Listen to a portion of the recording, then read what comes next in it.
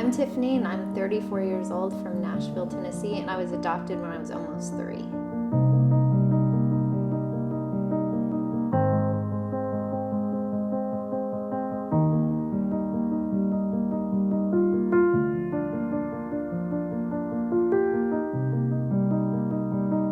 One of my biggest interests in just getting to know you and hearing your story is learning about what it was like growing up knowing you were adopted and hearing from your perspective just the impact that adoption had on your life, good or bad.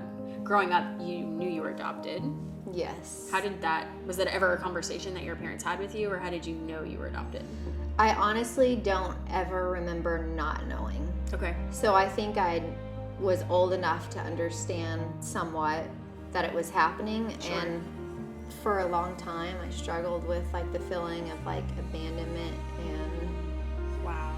like an insecurity of like I'm not good enough. And so it definitely has been a struggle. For one, like starting from the beginning, I was conceived by rape.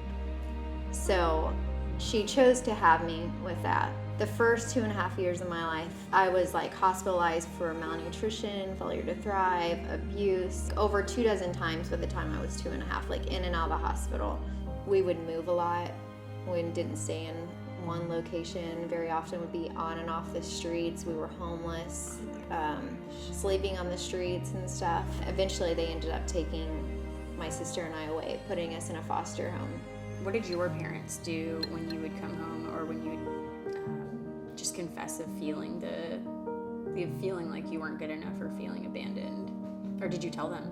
I didn't really speak about it much, honestly. I feel like if I had have, they probably would have been there for those times that I really needed that. But I just feel back then you didn't really talk about what the issues were going on as much, you know, in your life and all these insecurities that you're dealing with. I wish that I had. I really found like a lot of redemption in just praying and like seeking God in these moments. I found a lot of healing in sharing my story too. That's like beautiful. Just the feeling of like I'm not alone. There's other people who have stories like this. So what would you say then to families who have adopted, like the parents, of how to speak into and love their children that they've adopted? To the adoptive families, if they're adopting a child, I feel like the best thing that you can do is to show your child love. The more that they push away, the more that you pull them in.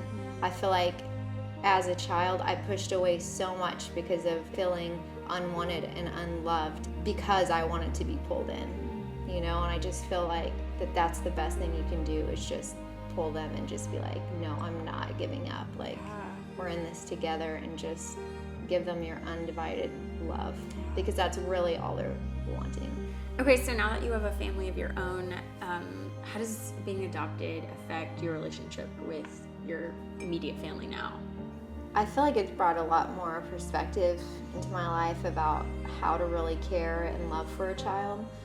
One time I rocked our daughter to sleep. I was just rocking her and just thinking, how could somebody just like abuse a child like this? How could somebody bite their own child? You know what I mean? And just like, it just made me cry. I'm rocking her to sleep, and I just thought I never want to be that type of person. I want to be the best, most loving mom and just make our kids feel valued. So what advice would you give then to people out there either maybe considering adoption or having adoption being a part of their family? Well, I would just hope, you know, that my story inspires them, or somebody's story inspires them to want to give a child a loving home. I can't help but like wonder if I hadn't been adopted. Like, I feel like adoption saved me. I don't know where my life would be if it wasn't for that. I was conceived by rape, and with as crazy as my biological mother was, like, she chose to give me life, and through that I was able to be adopted. So even if a pregnant person watches this and has considered terminating their child, I just encourage them to put it up for adoption. There's so many people out there that are willing to care for and love your child. Absolutely. That's beautiful. The power of telling your story to inspire others into action. mean, that's what we are all about. And you have taken your story, you've taken your pain, and you've taken your redemption and you are using it to love and serve other people. And so I just think that is why we exist, because storytelling changes the world, and you are literally telling your story and changing the world through telling your story. I think so many people are going to hear your story and be really, really encouraged by it. So thank you.